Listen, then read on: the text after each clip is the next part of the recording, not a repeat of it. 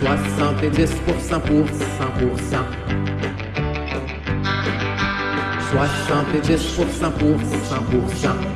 Pour les albums. Là, parfait, ça. Moi, choriste, hein, c'est pas mal aussi très prog. Hein, je me demandais si... On en parlera tantôt. Okay. On en parlera tantôt. Hey, le duo Réglisse. Les Chris. J'avais dessiné sur le sable son doux visage qui nous souriait. On a crié Jean-Charles pour qu'il revienne. On a pleuré et ça a fonctionné. Merci. J'ai une petite anecdote sur cette tune-là. Ça ne sera pas long. Ça, tu voyais, ça a capoté. Je jouais en duo avec Patrick Normand. OK. Puis on faisait des chansons dans ce genre-là, là, dans les bars, puis à un moment donné, pour voir si le monde nous écoutait vraiment, là, lui, on avait fait cette tune-là, Aline, là, puis il part. Je me suis assis sur son visage. Ça porte un nom, ça. Dans cet orage, elle m'a étouffé. Tommy, est-ce que tu sais combien ça prend pour sortir un bassiste d'une auto? Combien de gens ça prend pour sortir un bassiste d'une auto? Combien de temps? De temps? Eh boy, ça doit être long.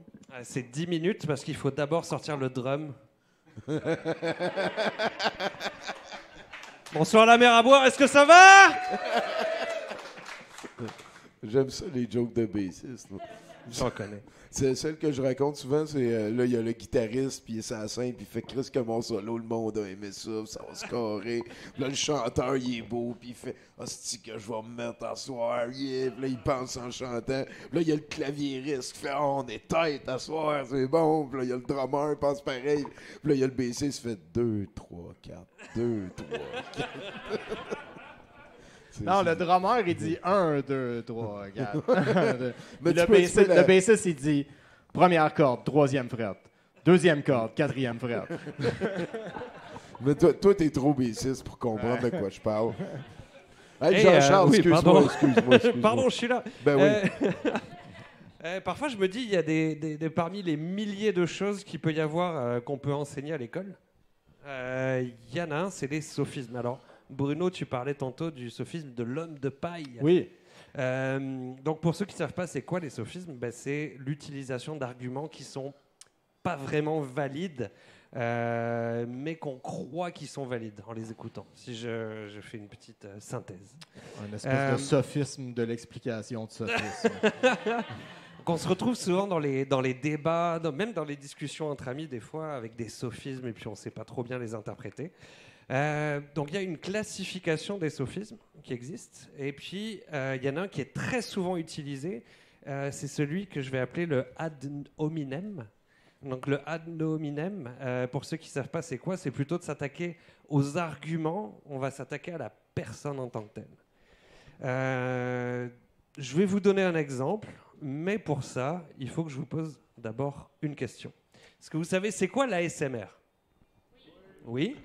Est-ce que, par applaudissement, il y en a qui écoutent de l'ASMR? Mais vous êtes des personnes de goût, à mon avis. Donc, l'ASMR, pour ceux qui ne savent pas, c'est quoi?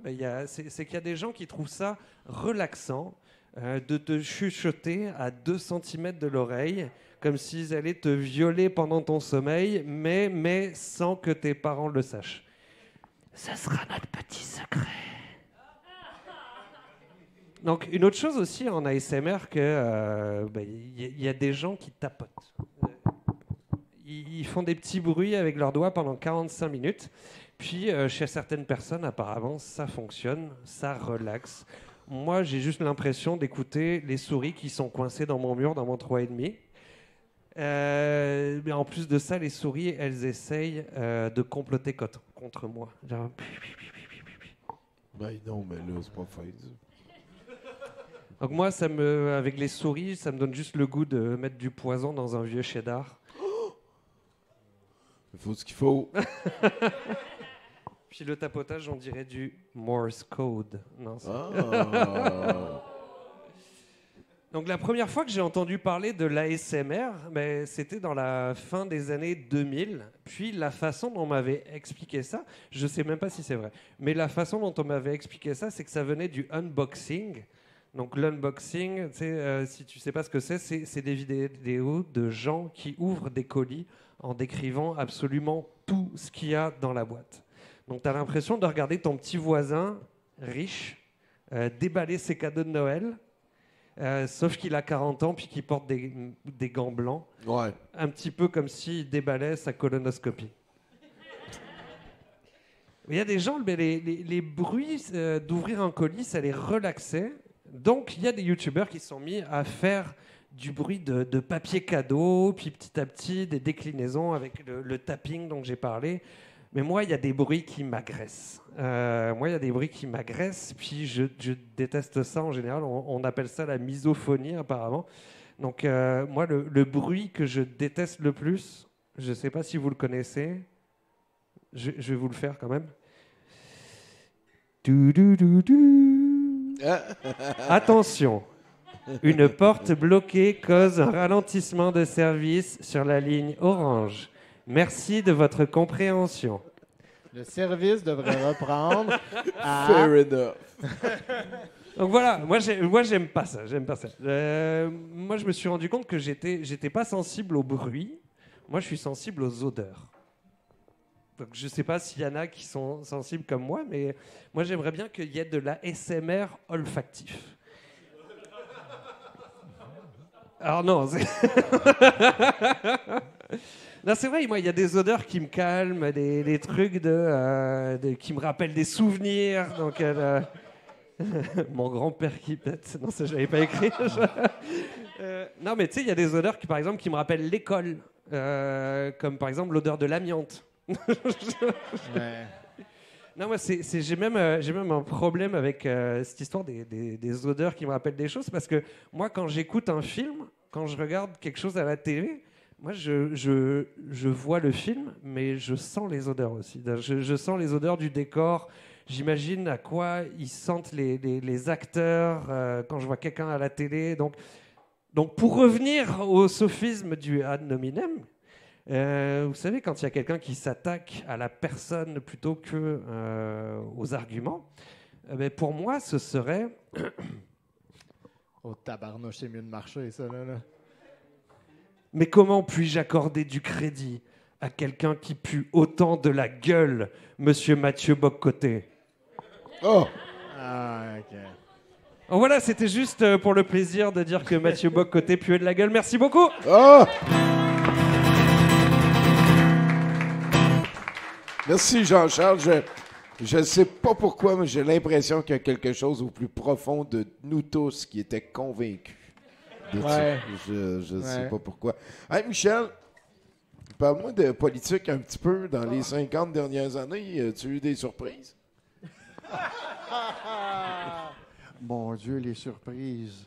C'est quasiment un cauchemar, mais oui. T'as assez capoté, hein? Entre la guerre froide et Finalement, ça, c'est lequel ton moment préféré, On mettons? pensait... hein? Ah, mon Dieu, moi, le pire cauchemar, c'est Trump, carrément. OK. Fait qu'entre la guerre froide puis Trump, c'est Trump est comme pire, là. Ah, oui, absolument. OK, c'est bon. Vous l'avez entendu? Écoute... c'est vrai que c'est assez particulier ce qui se passe. Là. On pensait que la guerre froide était finie, mais elle était dormante. C'est dormante. Ça file de même un peu. Ouais. C'est quoi du prog? Ouais. C'est quoi du rock progressif? Je suis supposé progresser, mais... les gammes qui progressent. Ah, OK. Ça prenait des noms. Aujourd'hui, on en rajoute 3-4 pour en faire un genre de musique, si tu veux. Tu sais. Ouais. OK. J'aimerais ça en sortir plusieurs noms, mais il y en a des fois. Rock, alternative. Mettons Dream Theater, connais-tu ça? Oui. C'est-tu du rock progressif, ça? Dans un sens, oui. OK, ça me va. Comme C'est du- très, très, très compliqué. Hein? Il n'y a pas d'appellation officielle. Non. de ça. C'est difficile de déterminer. Genre, OK, ça n'est du prog. Là, tu sais. C'est ça. Ça c'est peut, drôle. ça peut être progressif en étant minimaliste. Oui, absolument. Ouais. Comme, comme Mais For c'est Absent déjà, tu sais, Friends. c'est le fun d'installer des bases, là. Ouais. C'est compliqué. Hein? Ouais. C'est compliqué. Surtout les étiquettes. On peut-tu juste faire de la musique avec un accordéon? Ouais.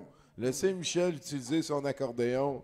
Peut-être aussi, on pourrait faire du folk progressif avec de l'accordéon.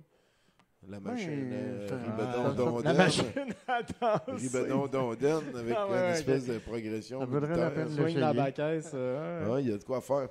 T'es pas obligé de me citer si jamais tu fais le. C'est correct. Ah, merci Michel, t'es pas mal cool. T'es chatouillé. 70% pour 100%.